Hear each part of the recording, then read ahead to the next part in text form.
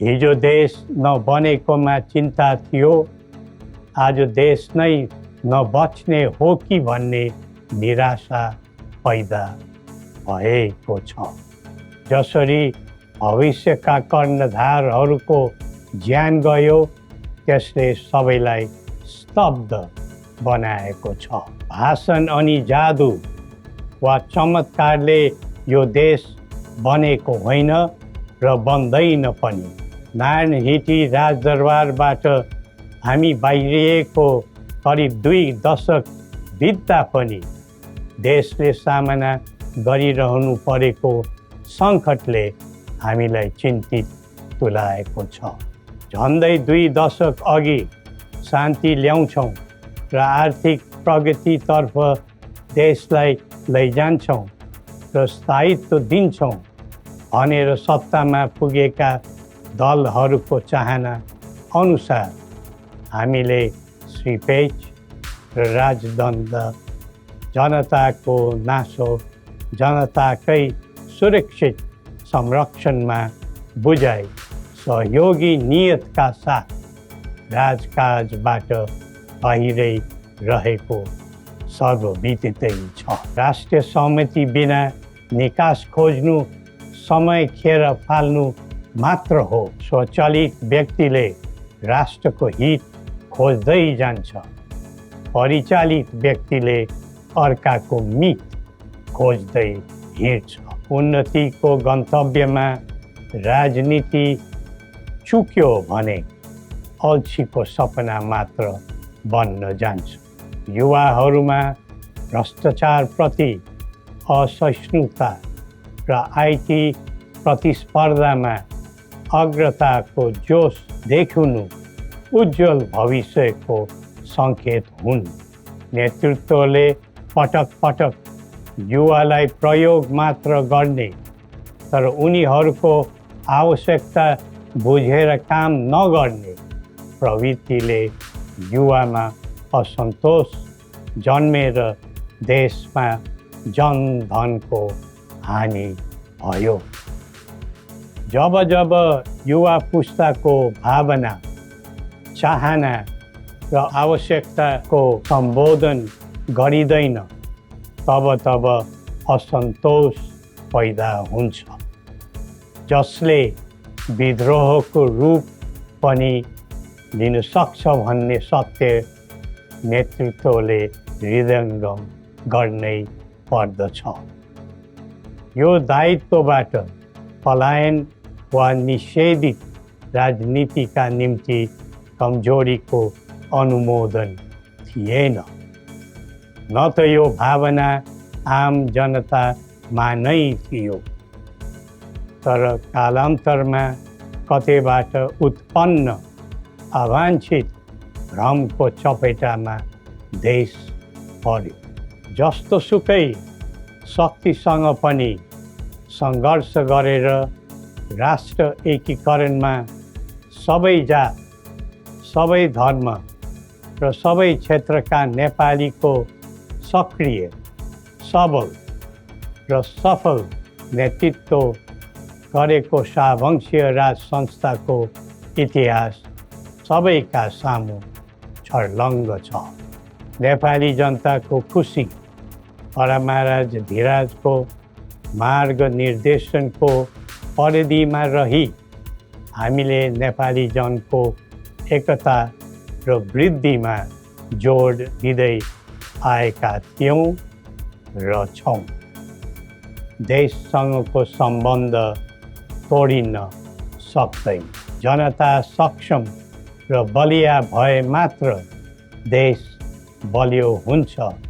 यो मुलुक राजाको मात्र होइन, जनता र राजाको समान स्वामित्वको देश हो भन्ने सन्देश पनि दिइबक्सेको। स्वदेश तथा विदेशमा रहे बसेका प्यारा नेपाली दाजुभाइ तथा दिदीबहिनीहरू, नेपाल राष्ट्रका निर्माता, नेपाली समाजका समन्वयकर्ता एवं एकताको धरोहर श्री 5 बडा महाराजा धीराज पृथ्वी नारायण शाह आम नेपालीका निम्ति श्रद्धा तथा सदा स्मृतिका व्यक्तित्व भइबक्सिन्छ।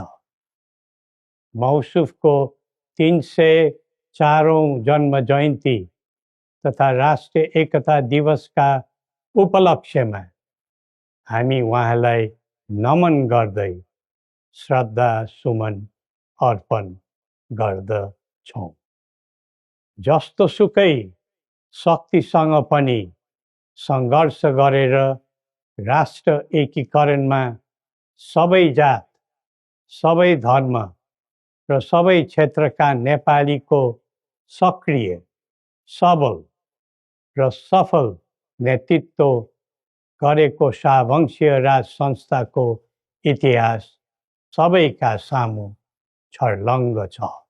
नेपाली जनताको खुसी र समृद्धिलाई नै आफ्नो रुचि ठान्ने शाहवंशीय परम्परा रहँदै आएको छ। बडा महाराज धीराजको मार्ग निर्देशनको परिधिमा रही हामीले नेपाली जनको एकता र वृद्धिमा जोड दिँदै आएका थियौँ र छौँ। तर कालान्तरमा कतैबाट उत्पन्न अवाञ्छित भ्रमको चपेटामा देश पर्यो।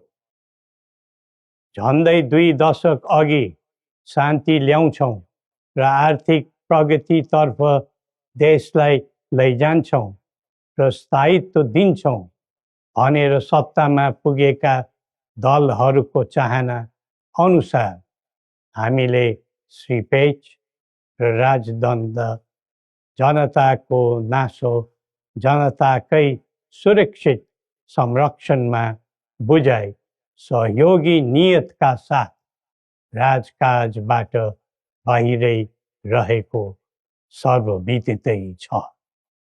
यो दायित्वबाट पलायन वा निषेधित राजनीतिका निम्ति कमजोरीको अनुमोदन थिएन, न त यो भावना आम जनतामा नै थियो।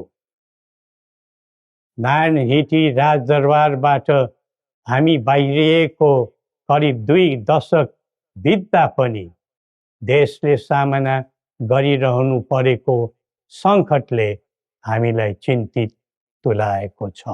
हिजो देश नबनेकोमा चिन्ता थियो, आज देश नै नबच्ने हो कि भन्ने निराशा पैदा भएको छ।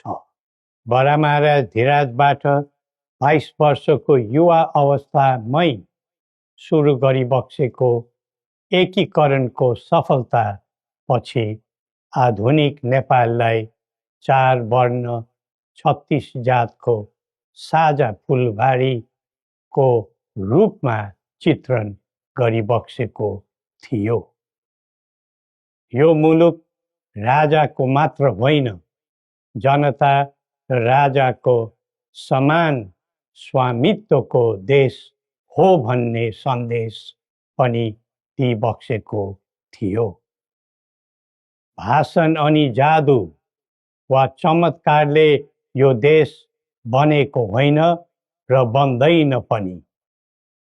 सबै जात, धर्म र क्षेत्रका नेपालीको साझा प्रतिनिधिका रूपमा काम गरेको राज संस्था जनताले सुम्पेको जिम्मेवारीबाट विमुख हुनै सक्दैन।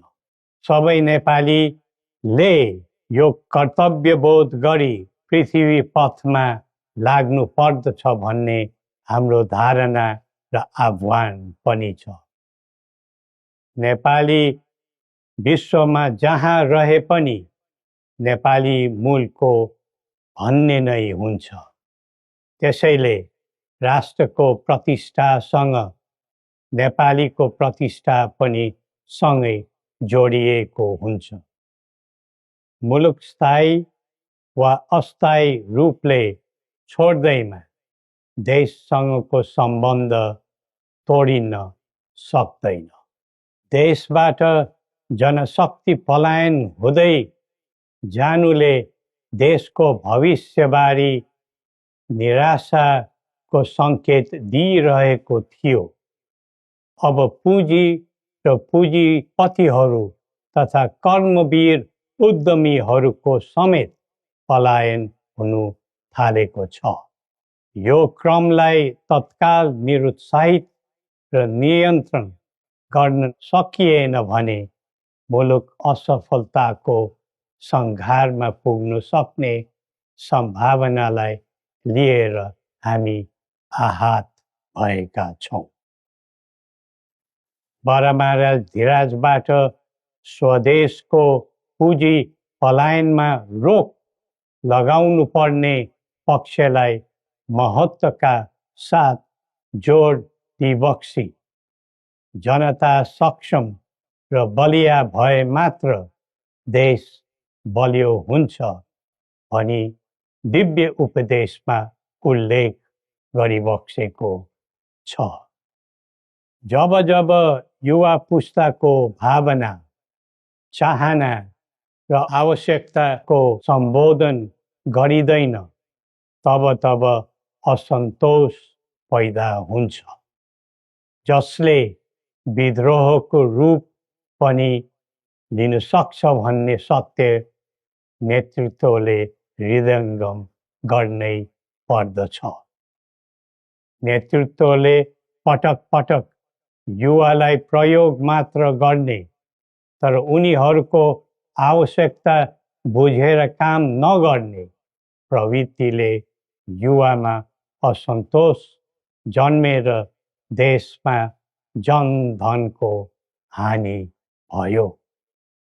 जसरी भविष्यका कर्णधारहरूको ज्यान गयो त्यसले सबैलाई स्तब्ध बनाएको छ।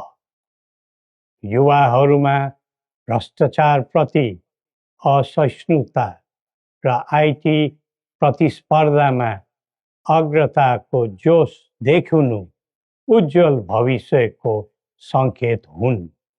तर उन्नतिको गन्तव्यमा राजनीति चुक्यो भने अल्छीको सपना मात्र बन्न जान्छ।